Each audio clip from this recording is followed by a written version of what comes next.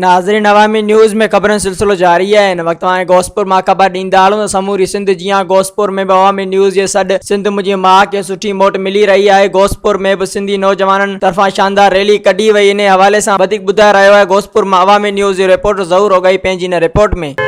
नाज़रीन असां अॼु मौजूदु आहियूं घोसपुर शहर में, जिते नौजवाननि जे तरफ़ां हिकु रैली कढी वई आहे। अचो त हिते मौजूदु नौजवाननि खां पुछूं त उन्हनि जो हिन रैली बाबति वधीक छा चवणु आहे। सिंधी डे आज कल्चर डे आहे, सिंधी ॾींहुं आहे। असां सिंधी आहियूं, सिंधी डे हर साल जीअं कल्चर डे मल्हायूं था, हिन साल बि असां हर साल जीअं मल्हायूं था कल्चर डे।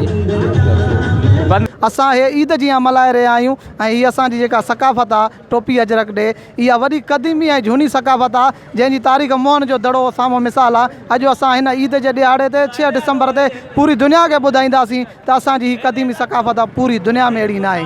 हमारे जीअं त हीअ अॼु असांजो सिंधी सकाफ़ती ॾियारो 6 डिसंबर जे हवाले सां पूरे मुल्क में पूरी दुनिया भर में जेको आहे सिंधी सकाफ़ती ॾियारो मल्हायो थो वञे। उन निस्बत सां असां नौजवाननि सां गॾिजी निकिता आहियूं। असां इहो पैगाम ॾियूं था त हमेशह सिंध सुरखरू रही आहे, सिंध खे सलाम पेश कयूं था, सिंध जी भेटा पेश कयूं था। अॼु 6 डिसंबर सिंध सकाफ़ती ॾियारे जे हिसाब सां आहे, जेका शानदार रैली सिंधी नौजवाननि तरफ़ां कढी वई आहे।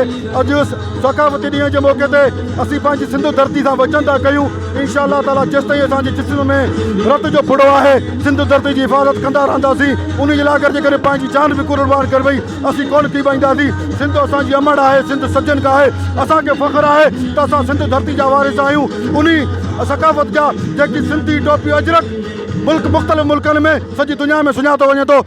नाज़रीन तव्हां हिते मौजूदु नौजवाननि जूं ऐं पीपल्स पार्टी जे कारकुननि जूं ॻाल्हियूं ॿुधियूं। उन्हनि जो इहो ई चवणु आहे त हीअ ॾींहुं ईद जे ॾियारे जीअं आहे असां हर साल जीअं अॼु बि हिकु बहितरीनु अंदाज़ में मल्हाए रहिया आहियूं। हिननि जो इहो ई चवणु आहे त अॼु सॼो ॾींहुं असांजूं रैली जारी रहंदियूं।